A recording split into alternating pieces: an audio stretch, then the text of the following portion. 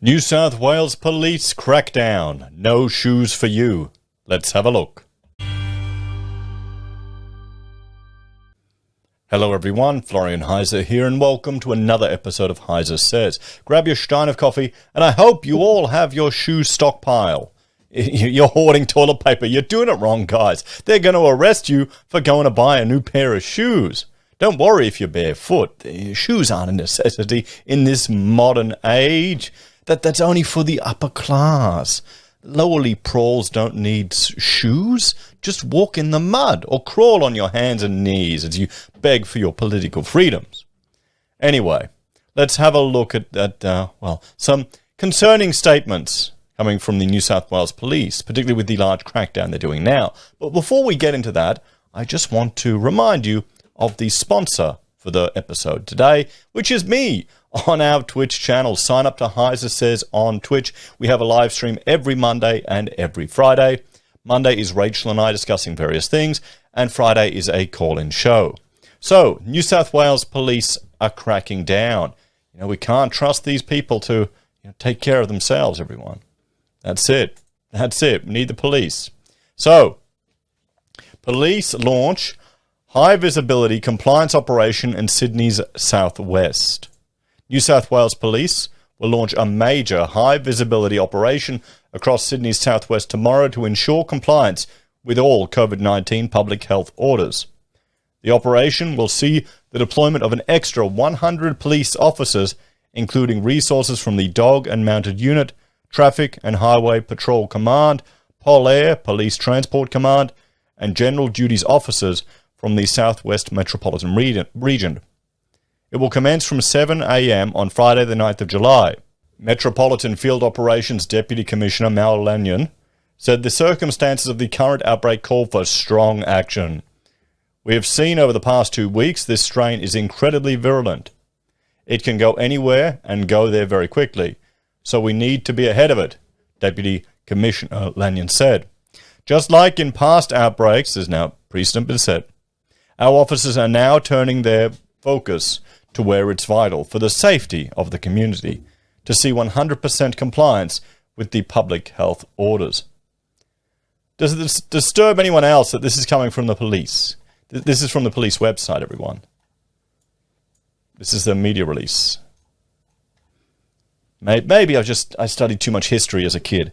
Too much of a World War II German history buff because of my heritage. That must be why. Sure, it's just all a coincidence. But eine Sicherheit. Our police will be targeting the people who think the rules don't apply to them. Those people are putting everyone's lives at risk, including their own families, and working to prolong the lockdown. Minister for Police and Emergency Services, David Elliott, said police will continue to target areas of concern as communities respond to the new threat of the Delta strain of COVID-19. The additional police officers in Sydney's southwest will be reinforcing to the communities that compliance with the health orders is a requirement if we want to see our loved ones protected. All the fear. The fear. I want to see my loved ones free.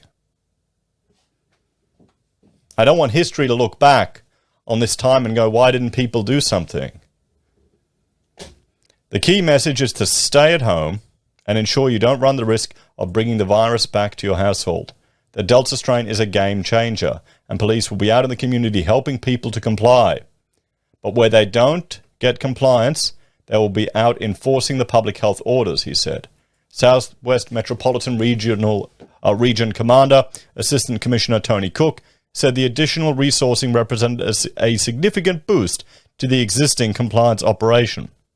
This is really about supporting our community so our businesses can reopen, shops can open up, we can see our loved ones without risking their health, and we can move forward, Assistant Commissioner Cook said. Do you reckon all the coppers signed up for this type of stuff? I don't think all of them did. So if you're out and about over the weekend, and you shouldn't be, except to have a conversation with police. Police also continue to appeal to the community to report suspected breaches of the public health orders or behavior which may impact on the health and safety of the community. Okay. Anyone who has information, call Crime Stoppers. Crime Stoppers to dob someone in. And let's have a look at, well, how some of this has manifested. Here's a quote from Assistant Commissioner Tony Cook. If you buy things we think you don't need, for example, a new pair of shoes, we will arrest you. No shoes for you. Back to the line. Back to jail. And here you can see him at K-Mart. Heads up, people are at K-Mart, Casula, physically checking people's shopping bags to ensure what they're buying is essential. They're checking. I used to work at Woolies as a kid, and we were meant to check people's bags. I couldn't even be bothered. What's essential? Where's the list of what's essential? Shoes are essential to some people. Is this quote real? I should check it up, but I wouldn't even be shocked anymore. It's Australia, guys. And you've seen the New South Wales Premier with their concerns and their worries. And one of the best takes, I think, from all of this is Mark Latham. Gladys orders us not to browse while shopping. At last, a government policy that doesn't disadvantage blokes. So at least he's getting a bit of a laugh out of it.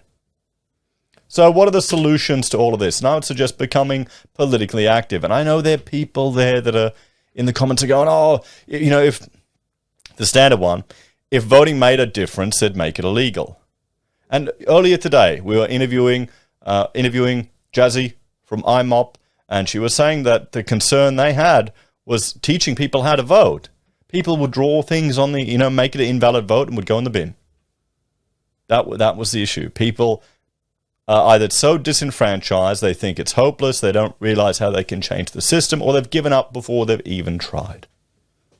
So let's do one thing tonight, after this video, that I want to draw your attention to.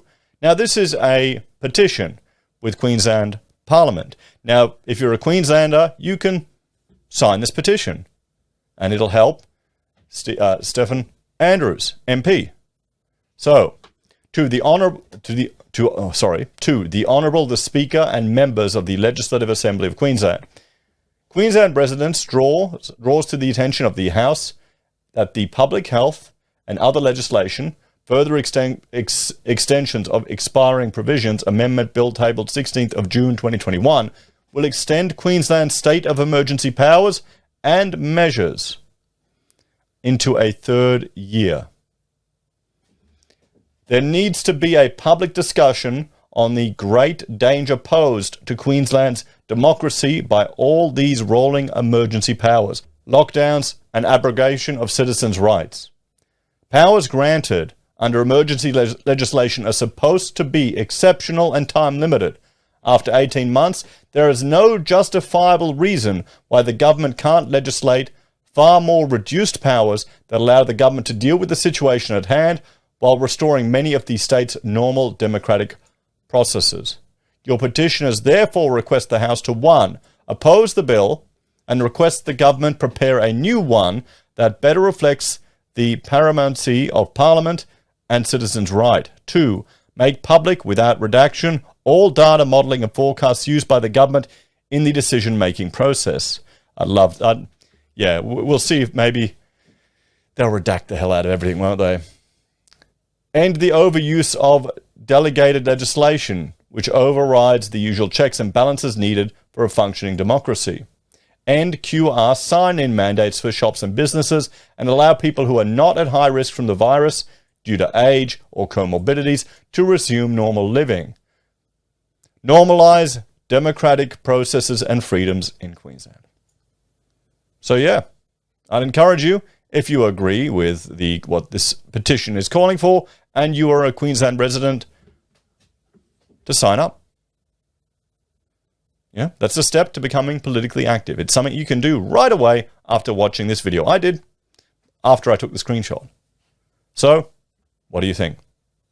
And this is why you want a variety of people in Parliament from a mix of political parties. Independents, parties, minor party, bigger. You don't just want the two big ones and their little sidekick. You want a mix.